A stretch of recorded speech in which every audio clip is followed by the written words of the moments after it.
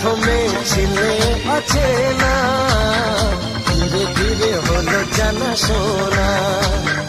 তারপর মনে ধরে চুপি চুপি শুরু আনাগোনা। এমন দিলাম যাতে